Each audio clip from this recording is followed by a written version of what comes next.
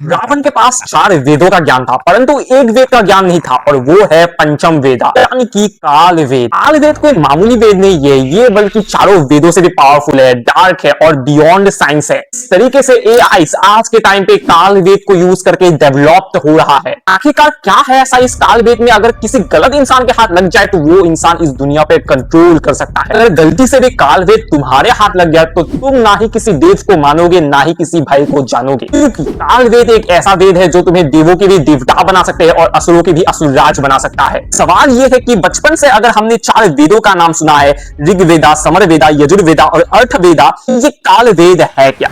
नमस्कार, मैं हूं रकीम और आप देख रहे हैं अनफोल्ड मिस्ट्री। जो पहले ब्रह्मा के 4 सर नहीं बल्कि 5 सर हुआ करता था, जो पांचों वेदों को डिनोट करता था। ब्रह्मा ने इस संसार को बनाया और उन्हें अहंकार हो गया कि वही सबसे ज्यादा श्रेष्ठ है। ब्रह्मा और विष्णु के बीच झगड़ा होने लगा कि कौन सबसे ज्यादा श्रेष्ठ है। अब उनके झगड़ा रोकने के लिए महादेव प्रकट हुए और स्तंभ बनकर कहा कि जो भी इस स्तंभ का अंत ढूंढ लेगा वही महान होगा। ना ही स्तंभ का अंत था ना ही स्तंभ का आदि था। विष्णु नीचे गए और ब्रह्मा ऊपर गया, लेकिन किसी को भी यहाँ पर अंत नहीं मिला, परंतु ब्रह्मा को वहां पे केतकी का फूल मिला। ब्रह्मा ने केतकी के फूल को गवाह बनने के लिए कहा, केतकी का फूल मान गया।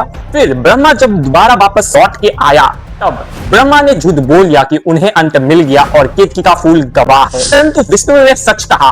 ब्रह्मा का झूठ देख के शिव जी गुस्से में आ गए। शिव जी ने काल भैरव का रूप लिया और ब्रह्मा जी का 5वां सर काट दिया, जो कि छल कपट और अहंकार का सिर था। ब्रह्मा को श्राप मिला कि उन्होंने सच नहीं बोला, नहीं पूजा जाएगा।